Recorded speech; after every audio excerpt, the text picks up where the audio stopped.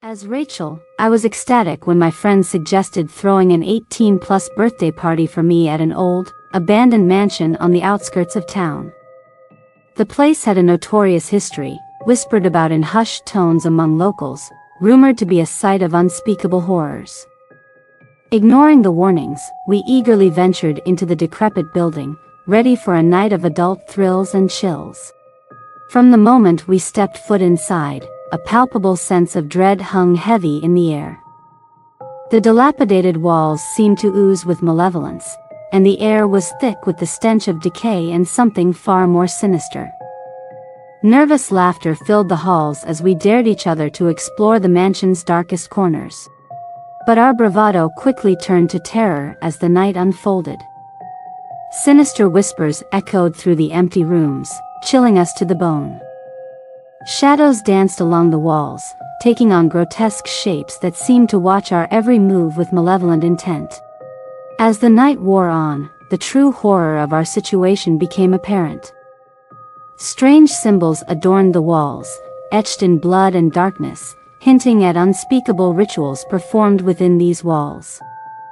We stumbled upon hidden chambers filled with macabre artifacts, each more disturbing than the last. But it was what lurked in the shadows that truly terrified us. Ghastly apparitions appeared before our eyes, their twisted forms contorted in agony, their hollow eyes staring into the depths of our souls. We could feel their malevolent presence pressing in on us from all sides, suffocating us with fear. Desperate to escape the nightmare unfolding around us, we tried to flee the mansion, only to find ourselves trapped within its labyrinthine corridors. Doors slammed shut behind us, locking us in with whatever horrors lurked within. Our screams of terror went unanswered as we realized there was no way out. And then they came for us. Dark shapes slithered out of the shadows, their claws outstretched, their eyes burning with unholy fury. We fought for our lives, but it was futile against the ancient evil that had claimed this place as its own. In the end, we were just another chapter in the mansion's bloody history, another group of unsuspecting victims swallowed up by its insatiable hunger for death and despair. As the sun rose on the horizon, casting its feeble light upon the scene of carnage, I knew that this birthday would be one I would never forget, a night of unbridled terror that would haunt me until the end of my days. Growing up in a small town nestled amidst the serene countryside, I always sensed a certain unease lingering beneath the idyllic facade. It wasn't until I stumbled upon an old asylum on the outskirts of town that I realized the darkness that had haunted our community for generations. The asylum stood as a relic of the past, its crumbling walls bearing witness to the torment and suffering endured by those deemed mentally unfit. Stories circulated about the mistreatment of patients, the experiments conducted in the dead of night, and the whispers of spirits that refused to find peace. Intrigued by the tales surrounding the asylum, I embarked on a journey to uncover the truth behind its grim history. My investigations led me to dusty archives and forgotten records, where I unearthed accounts of unspeakable horrors that had occurred within its walls. It was during one fateful visit to the asylum that I experienced firsthand the chilling presence that lingered within its dilapidated corridors. As I stepped through the rusted gates and into the darkness beyond, a sense of dread washed over me like a suffocating fog. The air was thick with the stench of decay, and the echoes of tortured screams seemed to reverberate through the empty halls. Shadows danced along the walls, twisting and contorting into grotesque shapes that filled me with a primal fear. But it was the whispers that sent shivers down my spine, disembodied voices that spoke of pain and suffering, of souls trapped in limbo, unable to find release.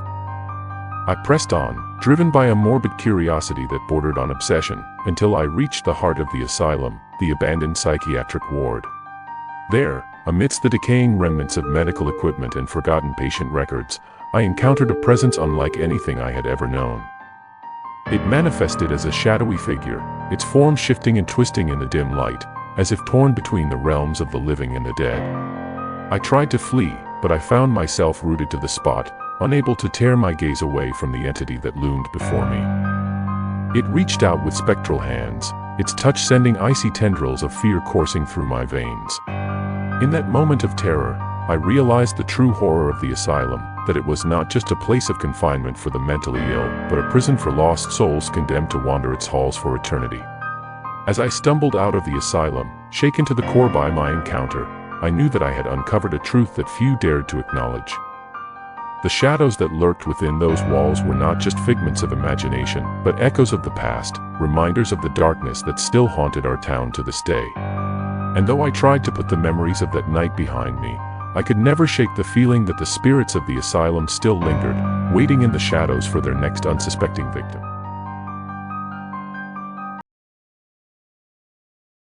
My name is Detective Mark Lawson, and I've seen my fair share of horrors in my time on the force. But nothing could have prepared me for the darkness that lurked within the walls of our own police station. It started like any other night shift. The station was quiet, bathed in the eerie glow of fluorescent lights. My partner, Detective Sarah Thompson, and I were catching up on paperwork when the call came in. A frantic voice crackled over the radio, pleading for help. It was Officer Ramirez, patrolling the outskirts of town. He sounded terrified, his words barely coherent.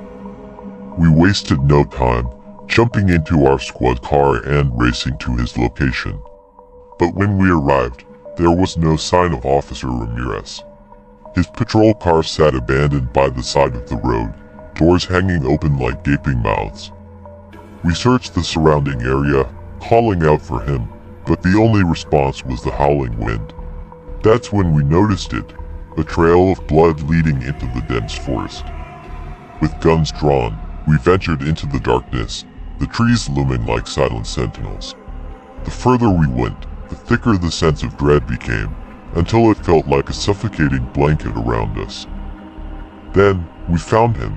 Officer Ramirez was sprawled on the ground, his body twisted at an unnatural angle. His eyes were wide with terror, his mouth frozen in a silent scream. But there was something else, something inhuman. It moved in the shadows, a shapeless mass that slithered and writhed with a life of its own. I tried to raise my gun, but my hand shook uncontrollably. Sarah screamed, a sound that echoed through the trees like a death knell. We turned to run, but the darkness seemed to swallow us whole, dragging us down into its depths. When I awoke, I was back in the station, my heart pounding in my chest. Sarah was nowhere to be found. Frantic, I searched every room, calling out her name, but there was no response. That's when I saw the flicker of movement in the corner of my eye. I turned, and there she was, standing in the doorway, with vacant eyes and a twisted smile. I tried to speak, to ask her what had happened, but no words would come. And then I saw the tendrils of darkness creeping from her skin, reaching out for me with hungry intent. I knew then that we were no longer alone in the station. Something had followed us back from the forest, something ancient and malevolent. The days blurred into nights, and the nights into days. Time seemed to lose its meaning within the confines of the police station. Every shadow held a whispered threat, every creak of the floorboards a sinister promise. I searched for a way out, but the station was like a labyrinth, its corridors twisting and turning in on themselves. And everywhere I turned, Sarah was there, her presence a constant reminder of the horror that had befallen us. But she was not the Sarah I knew. Her eyes gleamed with a malevolent light, and her laughter echoed through the halls like the tolling of a funeral bell. She spoke in riddles, taunting me with cryptic warnings of what was to come. I tried to fight back, to resist the darkness that threatened to consume me, but it was like trying to hold back the tide. The whispers grew louder, the shadows more insistent, until I could no longer tell where reality ended and nightmare began. And then, one night, it happened. The darkness coalesced into a tangible form, a writhing mass of tendrils and teeth that engulfed everything in its path. I watched in horror as it consumed Sarah, her scream swallowed by the abyss. I knew then that I was next, with nowhere left to run. I retreated to the darkest corner of the station, waiting for the end to come. But as the darkness closed in around me, something inside me snapped. With a primal scream, I unleashed a torrent of fury unlike anything I had ever felt before. The darkness recoiled, its form flickering and fading like a dying ember. And then, with one final burst of energy, it was gone. I collapsed to the ground, panting and exhausted, but alive. The station was silent once more. The darkness vanished back to whatever hell it had crawled from. And as the first rays of dawn broke through the windows, I knew that I had survived. But the scars of that night would never truly heal. The memory of what had happened would haunt me forever, a constant reminder of the thin line between light and darkness, sanity and madness. As I stepped out into the dawn, the world seemed somehow different, as if I had glimpsed the true face of horror and lived to tell the tale. And though I may never fully understand what happened in that accursed police station, one thing is certain, I will never be the same again.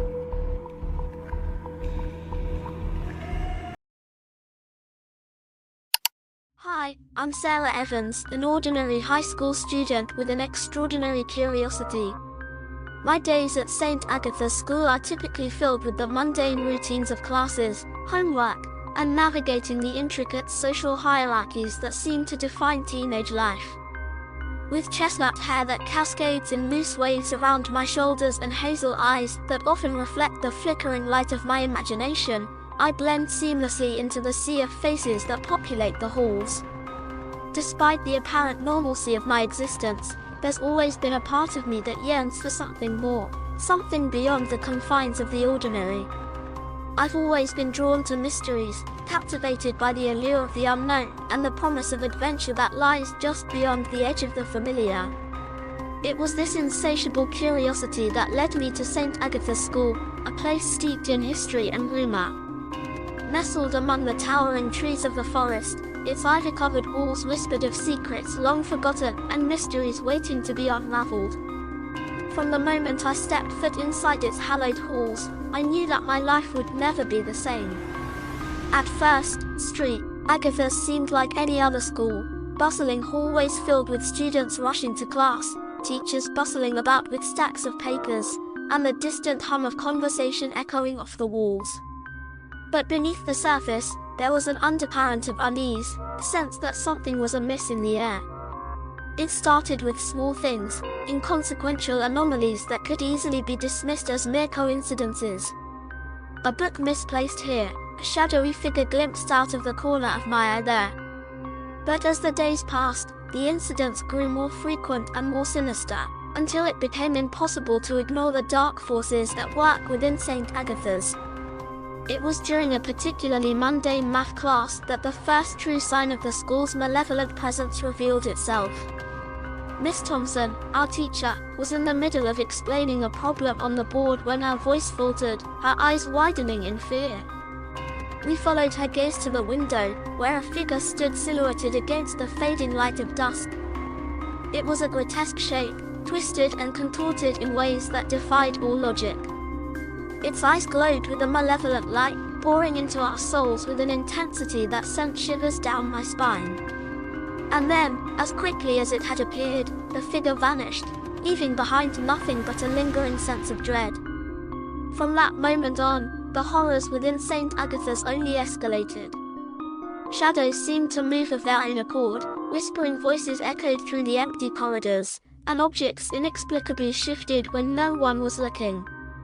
My classmates and I exchanged nervous glances, each of us silently acknowledging that something was terribly wrong within the walls of our school. But despite the growing sense of fear that permeated every corner of St. Agatha's, I couldn't help but feel a thrill of excitement coursing through my veins. This was the adventure I had been searching for, the chance to unravel the mysteries of the world and confront the darkness that lurked just beyond the edge of perception. And so, as the shadows lengthened and the whispers grew louder, I found myself drawn deeper into the heart of St. Agatha's, determined to uncover the truth behind the malevolent force that held the school in its icy grip. Little did I know, my journey into the unknown would test not only my courage but also my sanity, as I came face to face with horrors beyond imagining and discovered the true nature of the darkness that had plagued St. Agatha's for generations.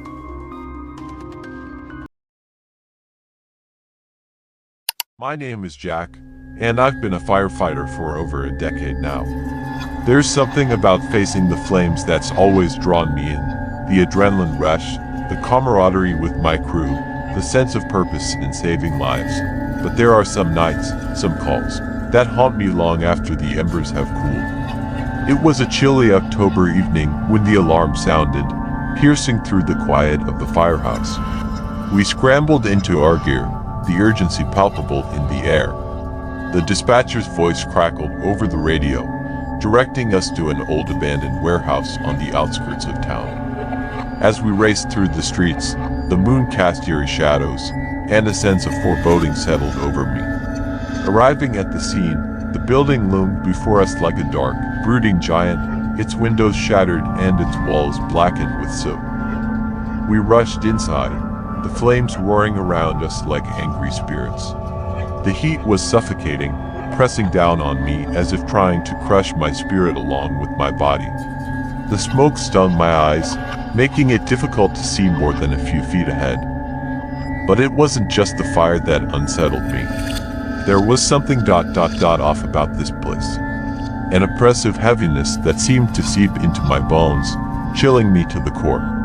I shook it off, focusing on the task at hand, to rescue anyone trapped inside. As we made our way deeper into the inferno, the building seemed to twist and shift around us like a living, breathing entity. I could hear whispers in the crackle of the flames, feel eyes watching me from the darkness. And then we found them. A group of huddled figures, their faces twisted in fear, their eyes wide with terror. We moved quickly, guiding them to safety, but even as we led them out of the burning building, I couldn't shake the feeling that we were being followed. Back at the firehouse, as we debriefed and caught our breath, I couldn't help but feel a sense of unease settling over me. Something had happened in that warehouse, something beyond the realm of fire and smoke. The days blurred into weeks, and the memory of that night at the abandoned warehouse began to fade, buried beneath the weight of routine calls and everyday life. But just when I thought I had left it all behind, a series of strange occurrences began to unfold. It started with small things, objects moved when I was sure I hadn't touched them, whispers in the dead of night that seemed to echo through the walls of my own home. At first, I brushed it off as stress, the lingering effects of that harrowing night. But then, the nightmares began. I would find myself back in that warehouse, surrounded by flames that licked at my skin with hungry tongues. But this time, I wasn't alone. Figures danced in the shadows, their faces twisted into grotesque masks of agony. And in the center of it all stood a figure cloaked in darkness, its eyes burning with an otherworldly fire. I woke from these dreams drenched in sweat, my heart hammering against my ribs. I tried to convince myself it was just my mind playing tricks on me, but the feeling of dread persisted, like a storm brewing on the horizon. Then, one night, as I lay awake in bed, I heard it again, the sound of crackling flames, the distant wail of sirens. Only this time, it wasn't just in my head. I stumbled out of bed and rushed to the window, heart pounding in my chest. And there, in the distance, I saw it, the glow of fire, casting eerie shadows against the night sky. But it wasn't coming from the direction of the old warehouse. No, it was much closer than that. It was coming from my own backyard.